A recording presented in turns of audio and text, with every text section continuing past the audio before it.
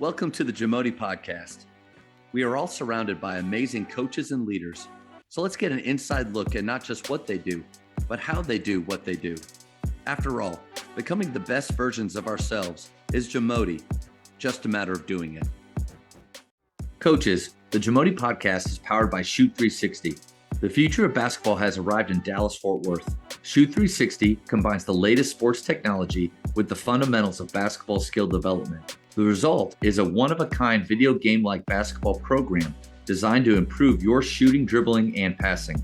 Visit shoot360dfw.com to learn more and register for your free 1-hour workout evaluation. Shoot 360, the future of basketball is here. Here's a good question for you. All the systems that you know, do you fit players into your style, or does your style change based on the players that you have? I typically start with the skeleton of dribble drive, but then we'll adjust it based upon who we have. I've moved it to 5 out. We incorporated one year some high post spread because we couldn't really put it on the floor as much. So we incorporated Dana Altman's spread, high post spread, where it had some pinch post actions, and it worked. It blended really well because once you put it on the floor, the kids understood already get to those spots, and some more shuffle cuts and some pinch post triangle actions.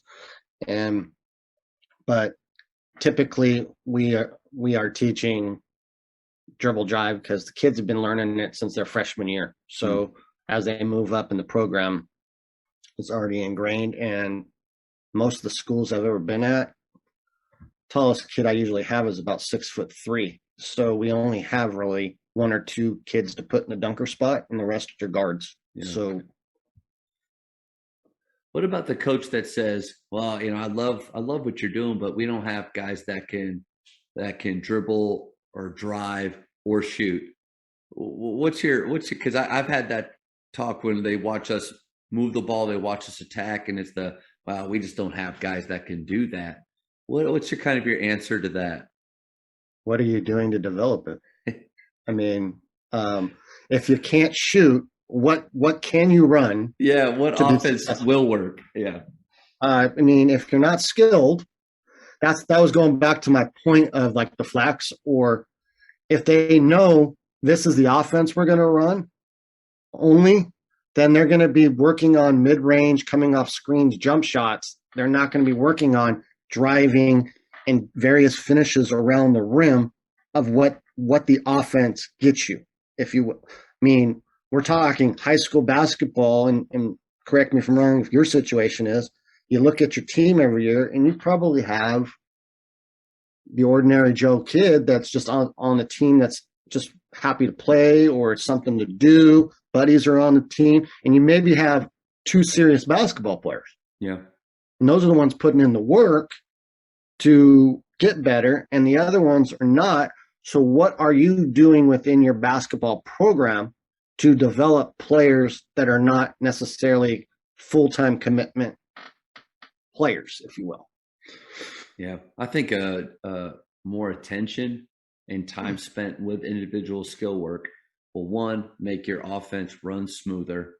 It'll make you look better as a team.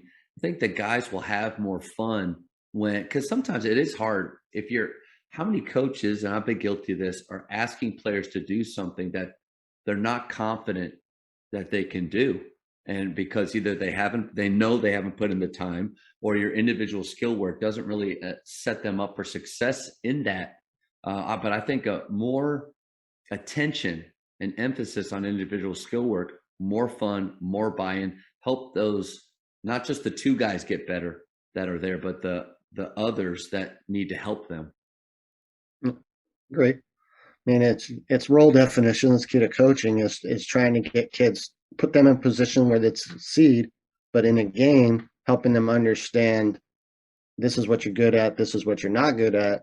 So we need to see you hopefully getting more of these opportunities to do this, and in practice and your skill development, going, okay, let's work on these things to get you to have a bigger role, like you said, and get them excited about wanting to get better and helping their teammates succeed. if everybody gets better, the whole team should get better. Mhm. So you got to find ways to do that. And that's always a struggle with kids in programs, I think, that are elite. It's easier to win because you have more kids that are serious in a roundabout way, and they pick up and they're like, oh, I want to elevate to them. And when you only have one or two of them, it's hard to carry the other 10. Yeah, So it's true. it's a dynamic as a coach that you got to try to find a way to motivate, like you said, the other 10, 12 that aren't as good as your top two, to try to get their game going, to help as far as on the court production, wins and losses with that aspect of it, better. One thing you said, and let me ask you this. I know in games we don't want players to experiment. Like we don't want them trying things in games that they've never done before. But in practice, because at what point do we allow them to try to show us or demonstrate to us that they can do a skill? Because I think I've been guilty of in practice regulating shot selection, or a player who doesn't typically shoot threes for me. We're doing a lot of skill work, and I know he's been putting in the time. In practice, am I allowing him to take those chances so that he can demonstrate to me or himself that this is a skill that I can bring to the game? Is that the right time to do that, or when does it happen? I think the biggest problem is kids don't play one-on-one at the park anymore. Hmm. You know, they need to play against older kids. They need to go.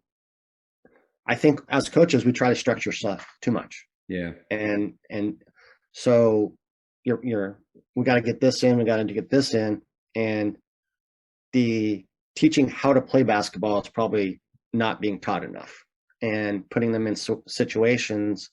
The buzzword is small-sided games, which I'm getting older now and realizing it, but to me, a small-sided game is just a breakdown drill of what you do, and it's just another new term of teaching that way.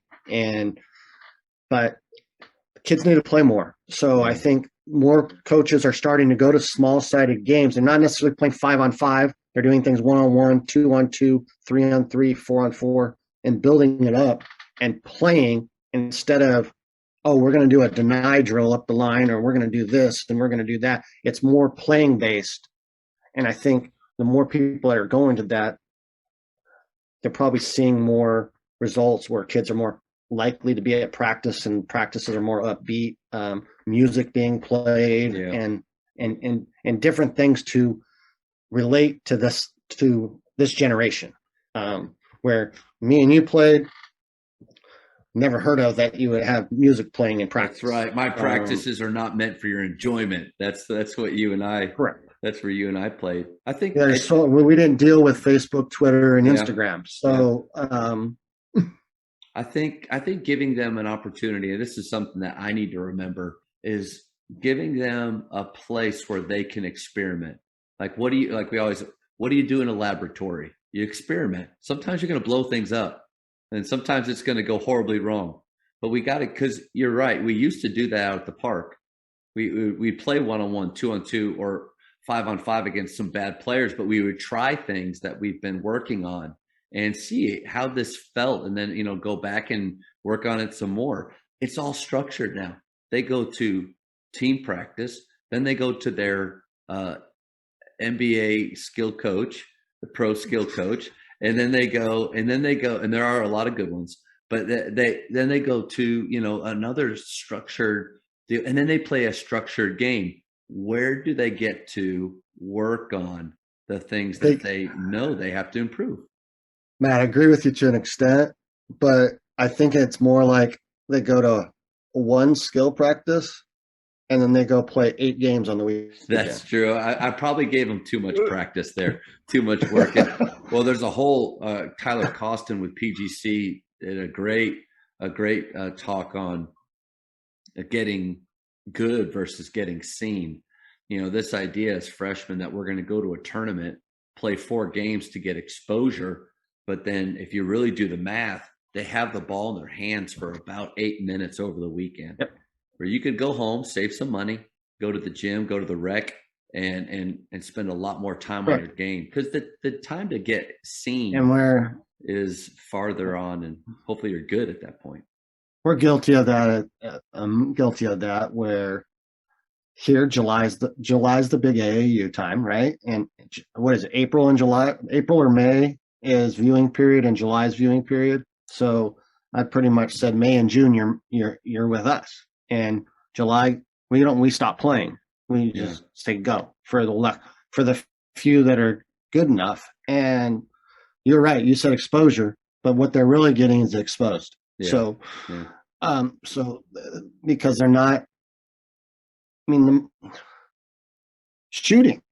I mean, they rather do what they see in the NBA that in high school it's called a travel if you do the James Harden step back. Double step back. It's a walk in high school basketball. Yeah. And they want to do. I mean, I'm guilty of it. I've taught the Euro step, but count how many times a kid's going to use the Euro step in an actual game when they probably should have just done a stride step and a pivot up under or some sort of move like that off 2 feet. And Villanova, somebody said it I was watching their game. They're the best 2-foot jump stop team in America every year. It's a clinic. Yeah. It's watching Jay Wright coach offense. He doesn't coach offense. Yeah. He coaches how to play basketball. Mm-hmm. And they're fundamental can be. And will Gillespie be an NBA pro? Probably not, but he's a top college basketball player. Yeah. Yeah. I think a great reminder. So I love I'm Possible stuff with Michael Lancaster and training tools. Even though with any coach or trainer, there's probably some things that you can't really get on board with, but then there's a lot of what he does that just I see the game application and what he calls game connectors. I can see it. And so I like pushing my guys a little bit in that arena with some skill work, but then we always have to remember to help them to become great at the things that they're going to do the most. They're going to do catch threes the most. They're going to attack the paint and hopefully finish off of 2 feet the most. Yeah, right. The Euro step, that's a rare thing. That's like going to a fancy steak restaurant, but you eat at Chili's most of the time. Like you got to do those simple things well, but then keeping it interesting, and that's the fun of it, and the art of it is giving them chances to grow and to make decisions and make mistakes, but then also helping them to keep good at the things that they do most of the time. Thank you for checking out today's episode. Please take a moment to subscribe to this podcast, share it with your fellow coaches, and find us on social media for what's coming up next on the JAMODI podcast. It's just a matter of doing it.